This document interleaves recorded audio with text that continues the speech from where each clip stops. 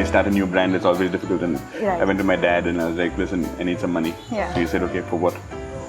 I said salaries, rent, myself, everything, Just pay up. Then, you know what he did? He pointed out to my bikes and he said, sell them. Oh, wow. And you'll have your money. So I had quite a few bikes.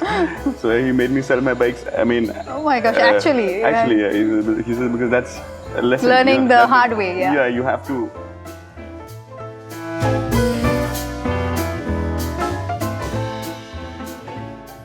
Your Origin Story is a podcast that uncovers the inspiring journeys of Goa's most successful people. Hosted at the Origin Goa, we dive into the challenges, motivations, and secrets behind their success. Tune in to be inspired by the origins of greatness. Today, we are excited to have Donovan Vaz with us, who shifted gears from race cars to craft cocktails. He started with Firefly, then made waves with Tesouro, ranked 4th best bar in Asia. Now with his latest venture, Bar SOGO, he's continuing to elevate the cocktail experience in Goa. We are eager to hear his story and the passion driving his success. Welcome to the show, Donovan. Thank you. Let's begin. So let's start with, if you could tell us a little bit about your early days and how you got into racing. How was that experience for you? So racing was always, I think that was always in my blood. Apparently my first word was car. Oh. So everything from then on became a car. My toothbrush became a car. My food, my dad would make into car size shapes and things like that. And that's the only way I ate. So then started on the cycle, went crazy there. Yeah. And then there was a friend of mine who opened up a go-kart track in Verna. Yeah. And that's where I cut my teeth of racing and fell in love immediately. Okay. Then I always say racing is like a drug. Once you get addicted, Yes. you're thinking of ways of how to make money to fund it. So like most addictions. Yeah. So so started in go-karts and then started doing well. So from there, I went into the national series and Wow, that's amazing. Good fun. Now that's about racing, but what sparked your passion for cocktails now? I mean, you're a cocktails expert, cocktails and hospitality. So we've been in the beverage business since 1977. My dad started our retail and distribution business in 1977. Wow. And from even that from a very young age, we were always part of the business. Like every summer holiday, I'd go out with him wherever he went. I was like 3-4 years old. Yeah. I think my mom wanted me to get out of the house. You're young. Yeah. And finally there, my first kind of accounting was how many soft drinks I would drink. Every store that we'd go to, because we'd go to different stores supplying them, and I would count how many soft drinks I got. And if I got a tea, that means that is a bad store. Bad store. It would either be ice cream or soft drinks. I know now people would go crazy saying, "Oh, you're giving a kid soft drinks and all," but we lived on it. Yeah, no, absolutely. Those were the days, actually. Yeah. So started off with that, and then in 2012, I thought it was a very cool idea to open up a bar. Yeah. A big mistake. I thought it would be super easy, but it's super. You guys know. It's more than a 24-hour job. Absolutely, yeah. So, but that's where everything started. Right. So that is a big move from racing to cocktails. Yeah. Like I said, it was a miscalculation, but I don't regret it. Even one day. Right. There's the whole beverage industry, the food and beverage industry is a learning from the get-go. Absolutely. That's what I've heard from most people. It's a life experience. You learn people's psychology. Right. You learn everything at the bar counter. Right. And hard work, Yeah. It's a lot of hard work. So moving on, Let's get into a little bit, with Vaz Enterprises and Kazulo Feni. Could you tell us more about that? So Vaz Enterprises is a family-run business. So my father, my brothers, and I we run Vaz Enterprises together.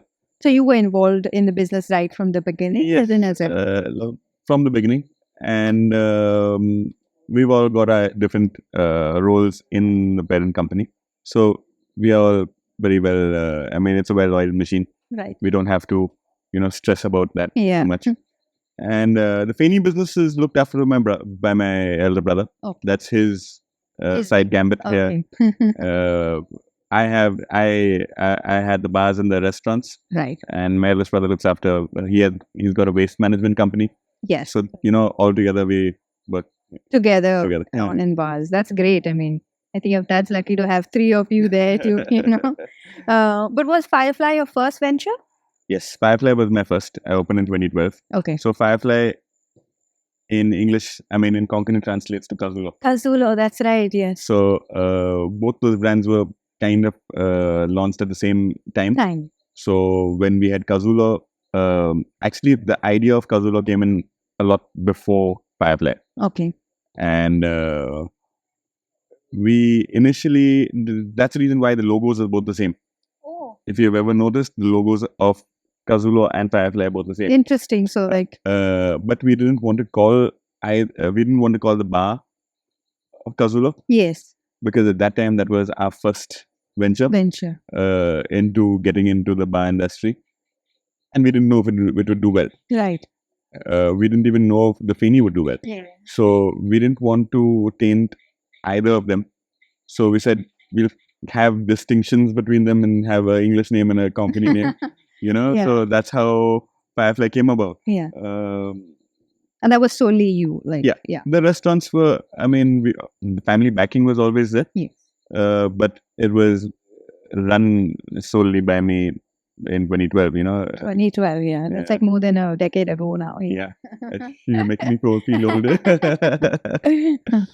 Yeah. Fun.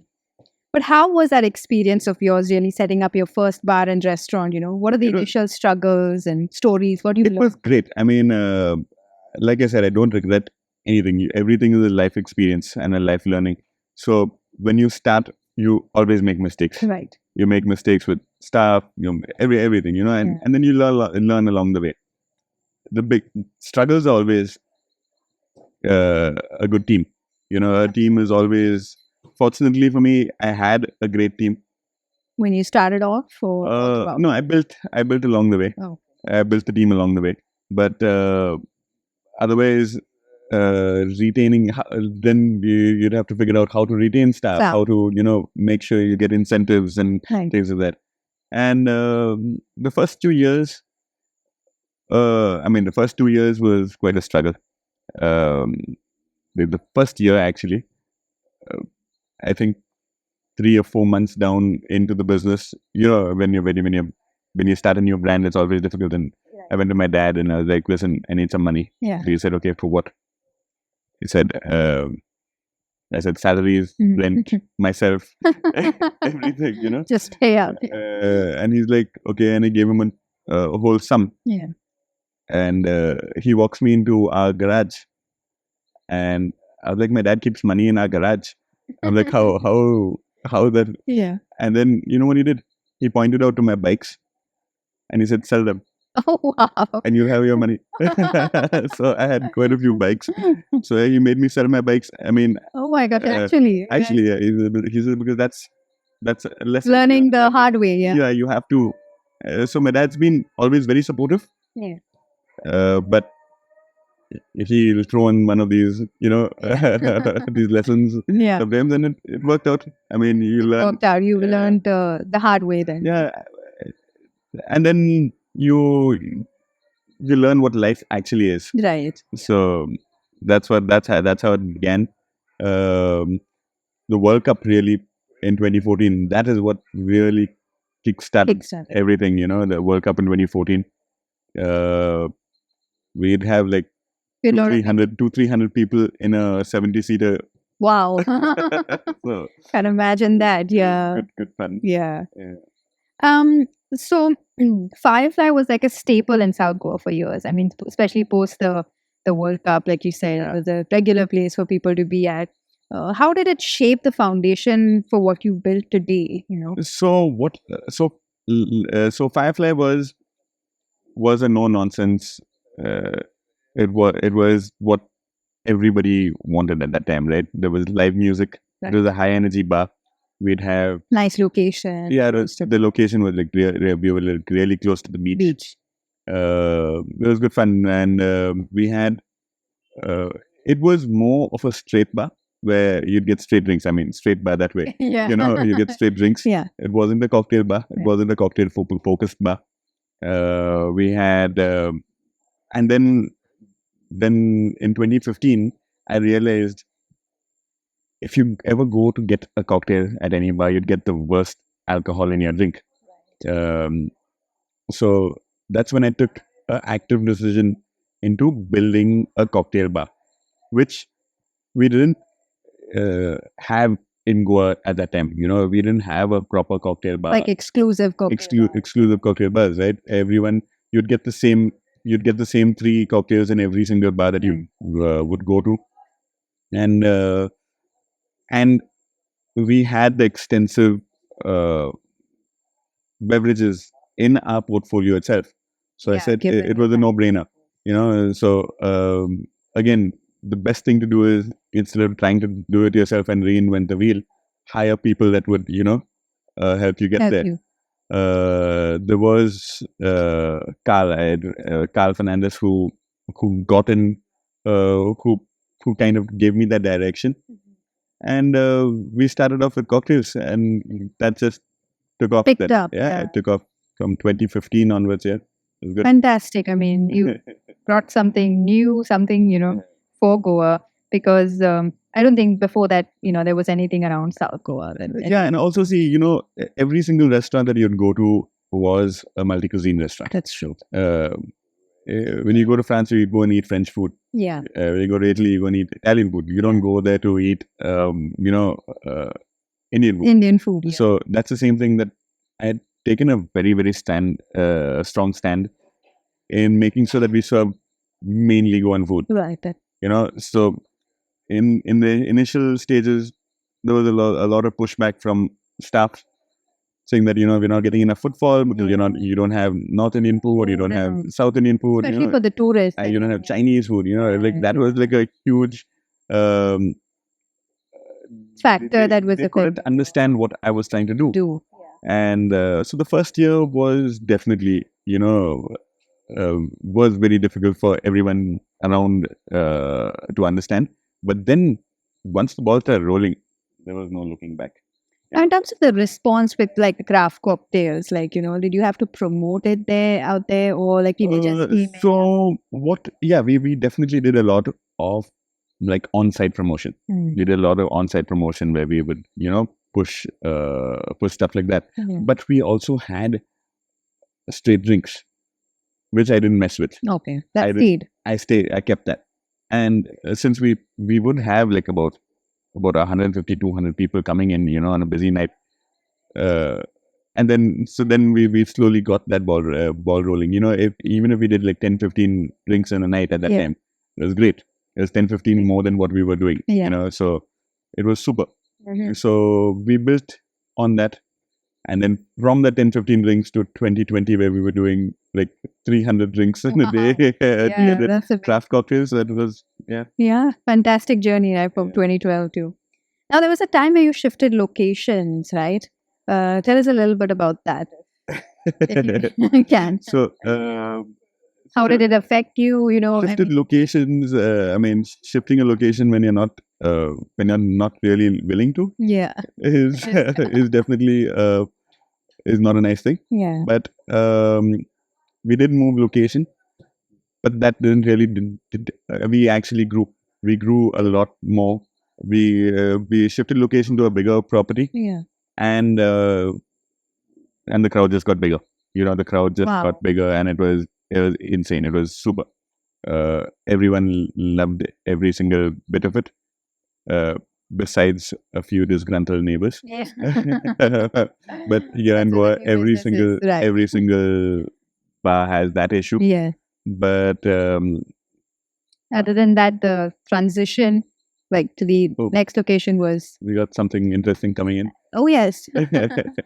Thank you, Elvis. You enjoyed. What is this? This is clarified Sweeney cocktail. Oh, fused with tamarind and lemon. Oh, nice. Thank Especially you. made for you. Thank you. I like the gold and everything. Yeah. Hey there, welcome to the Origin. Come on in, let me show you around. We are tucked away in a quiet village of Sarauli. And once you find us, you'll never want to leave. Love sports? So do we. We screen all the live events. Just imagine enjoying the game with a cold drink in hand and an atmosphere like this. And here at the Origin, we believe that a great drink and a good vibe are all you need to have an unforgettable time. Our bands will have you tapping your feet in no time. If things get a little wild, don't worry. What happens at the Origin stays at the Origin. Just like Vegas, but with better cocktails, we have our very own app.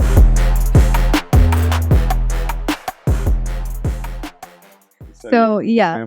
No, so you were saying like We moved to a bigger Yeah. location, and we ran for a very short period. We ran only for about 9 months, okay. and then COVID happened. Wow.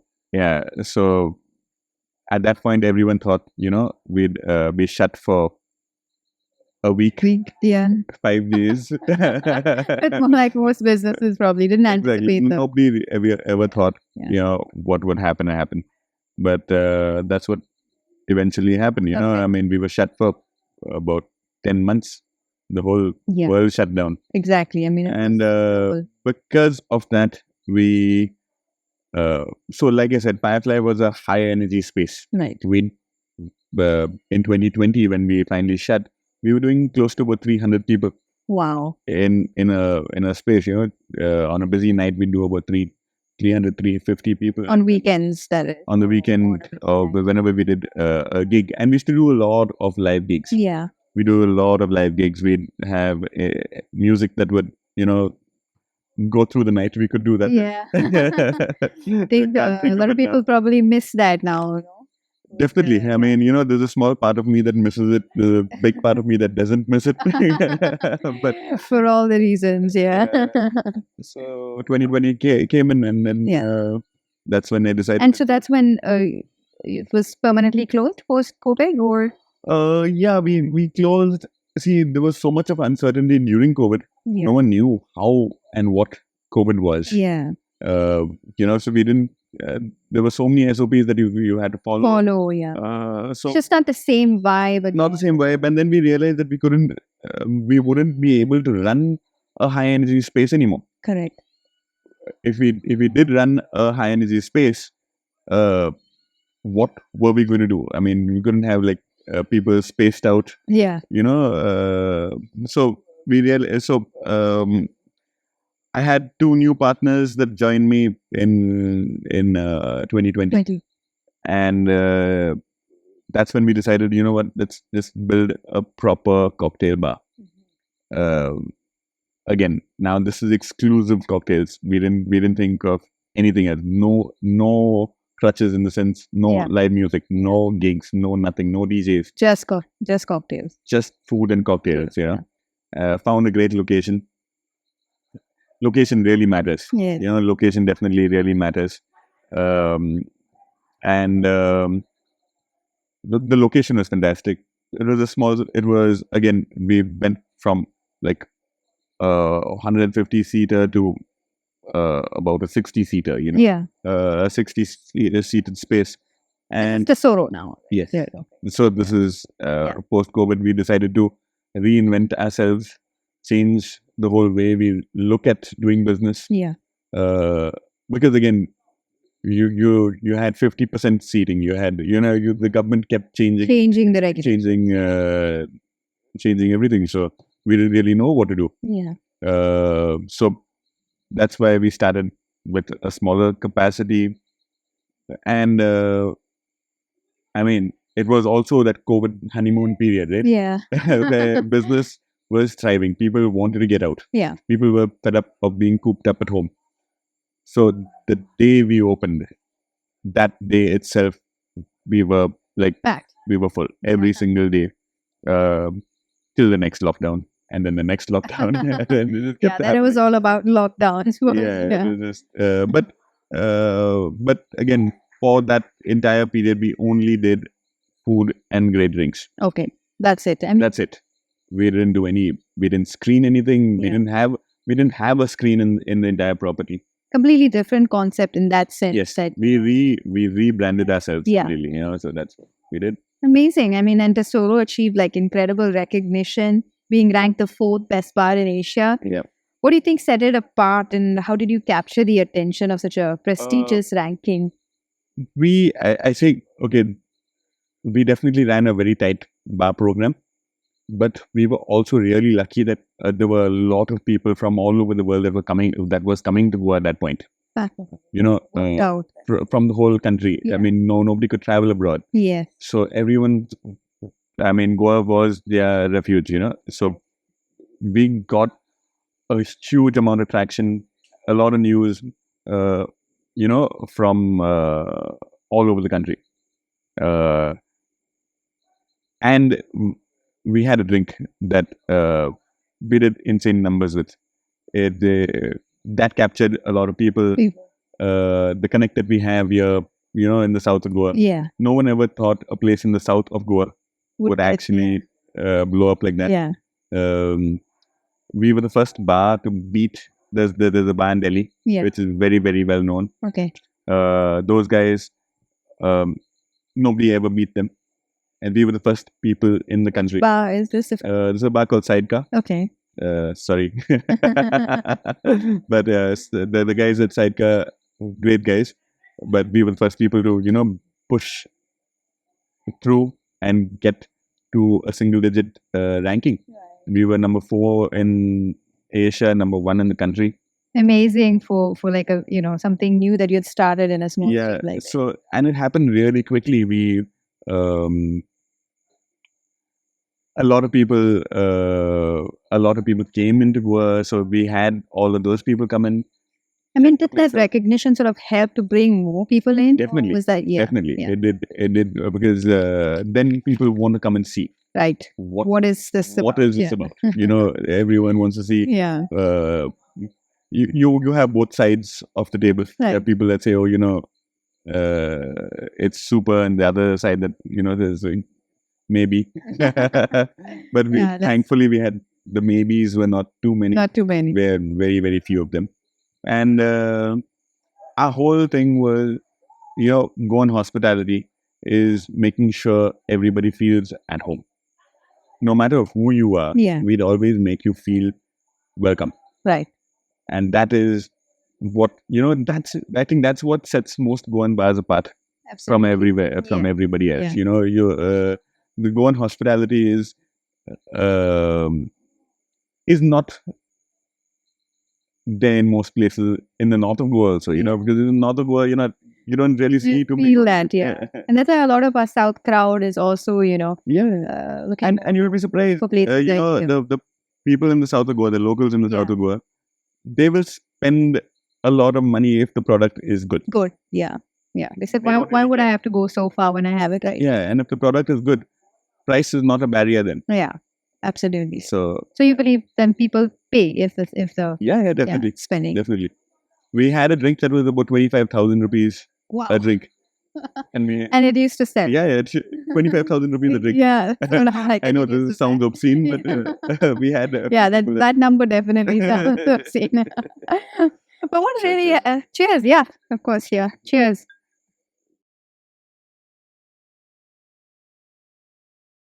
was that How do you like it? good, nice, the fresh flavors and all this. Yeah, because I mean, you're the expert here. So, so tell me, what happened with Tesoro? You ended up closing it down weeks after being ranked, 4th best bar.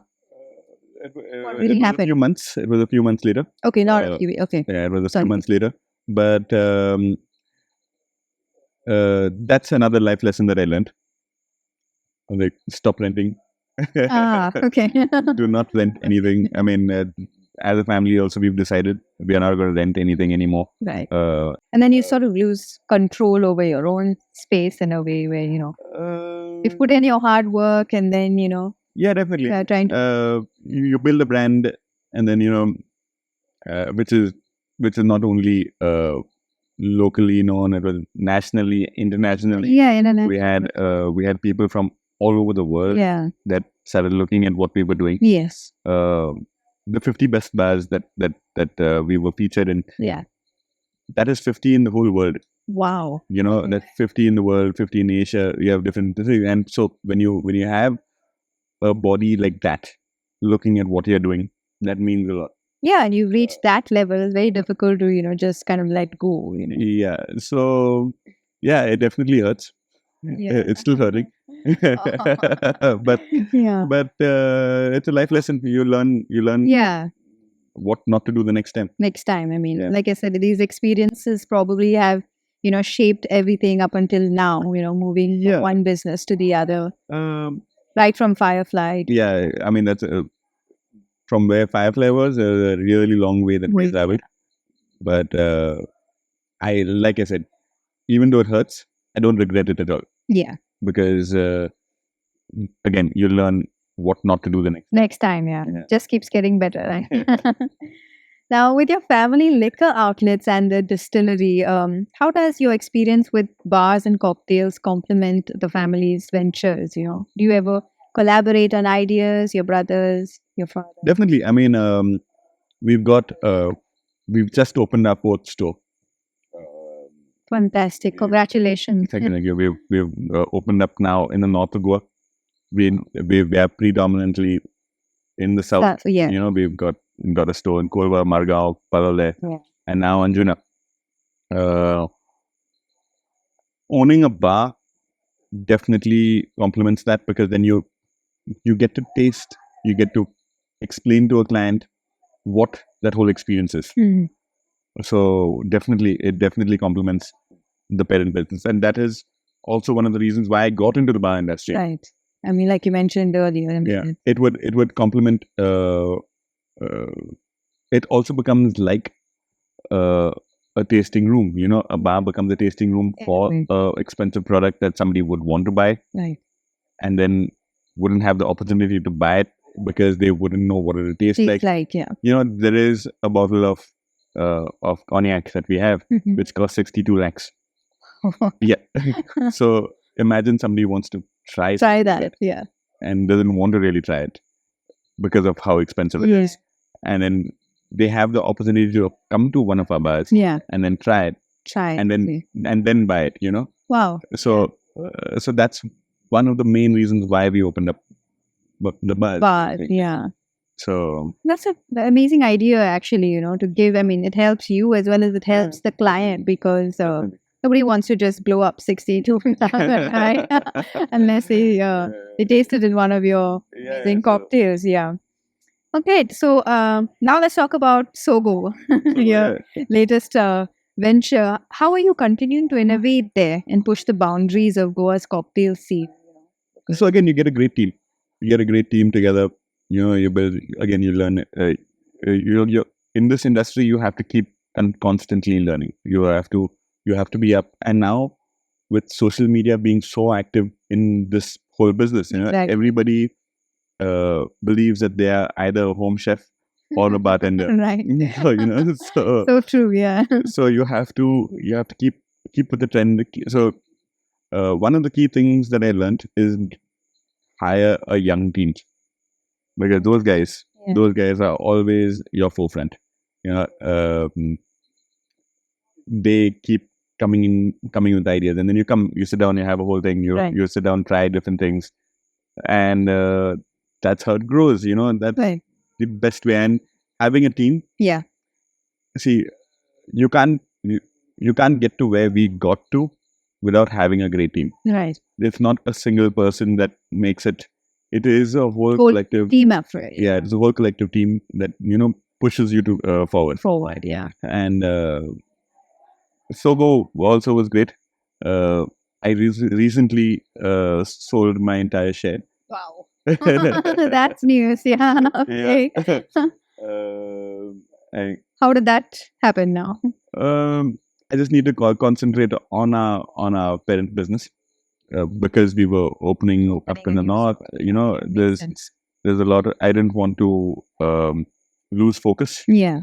on any one project. You know, and so That's sat down with my partner and we got out amicably. It's best to get out that way. yeah. You know, get out as friends rather than Of course. Yeah. Amicable way is always. so now that we're right now for the next few months, I just want to make sure that our base is strong in the north, Yeah. and then maybe. Great. I mean, good luck with that. I'm sure it'll be great.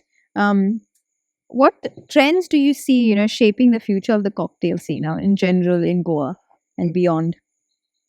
What's happening is everything's getting really, really complicated. Drinks are getting more technique forward. People are losing sight. A big mistake that a lot of people make is they try to make it Instagram friendly. You know, I mean, sorry, not Instagram friendly, Instagrammable. Instagrammable, yeah. Everything should be, Yeah, and then they lose focus about what a drink is supposed to be. It's supposed to taste good. Exactly. You know, yeah.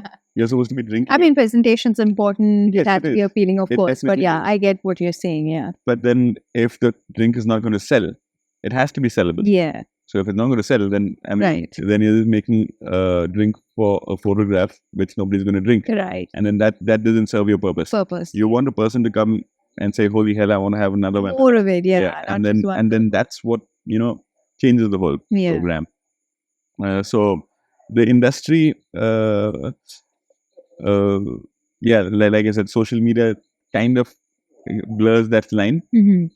But I think going back to the classics will be the best. Wow. Interesting.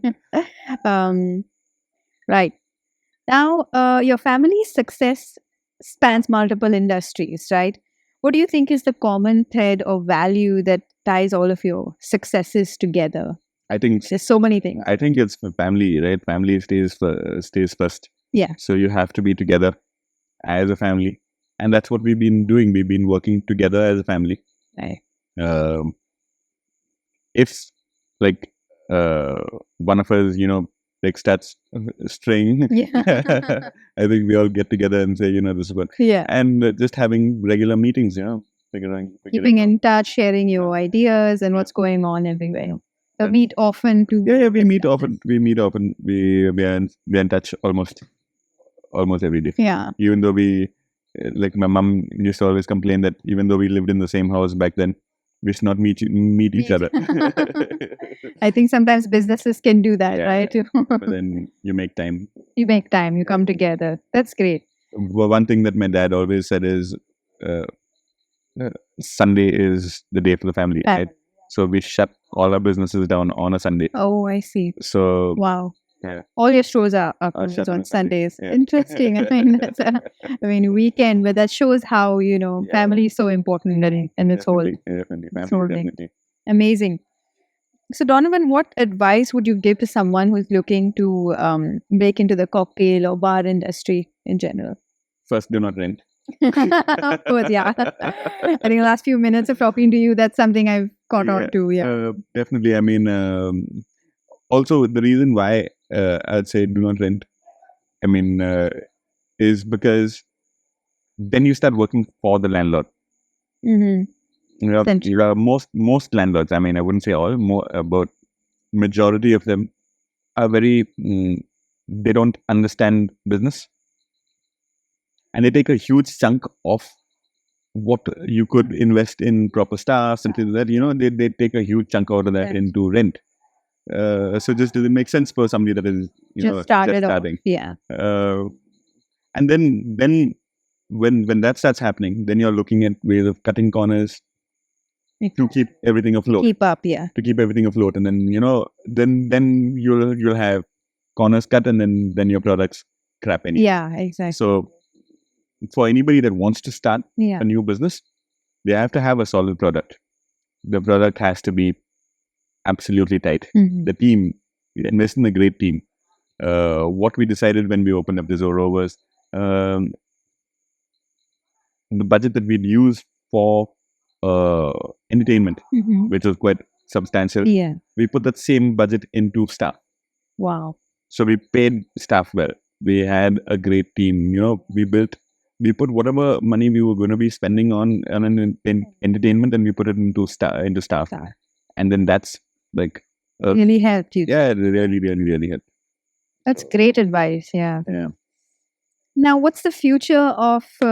You just mentioned about SOGO, but what plans do you have ahead now besides the family venture? Any new plans cooking up? new Definitely. I places? mean, you have to. You cannot stay stagnant Yeah. in this. In life, I mean, you have to keep thinking of new things. So there will always be new projects. There might be something coming. We're not through. getting an early information on that. No, there's no. I'm not dropping anything yet. Okay. But there might be something. Exciting. Yeah. That we keep. The next conversation that we have might have Of something. course, yeah. That keep the viewers hooked as well to hear about your next venture. Yeah. Great, Donovan. I think that brings us to the end of questions I had for you. Would you like to share anything else to our viewers? Anything you'd like to say? No, I think just keep the Goan heritage alive. I mean, keep that whole. I mean, there are very few Goans that are. I mean, there are. I mean, like you guys have built something that is great. Started with the whole futsal Yeah. thing, and that brings the whole community together. Yeah. There's besides futsal, I think bullfights. But we can't really do that. That's really like local. Yeah. So, but yeah, that's what brings everyone together. Right. If you look at, I mean, there's food, there's football, and Yeah. there's penny. That's a lot about Goa. I mean, Yeah, that's- so we have to keep that alive. Yeah. We have to keep that alive because otherwise, who is going to? We'll lose our values and our tradition, Yeah. and then there's nothing Nothing else. left, Yeah, yeah. so we have to keep that alive. That would be So- sad, actually. Yeah, I don't think I want to see that day. Yeah. Exactly. So we have to keep the feni flowing. Of course, yeah. Especially Kazulo, no? Especially Kazula. So thank you, Donovan. Thank Thank you, you thank you. for your time today. Thank you. And thank you for all the having me. best with whatever is in store. Thank you so much.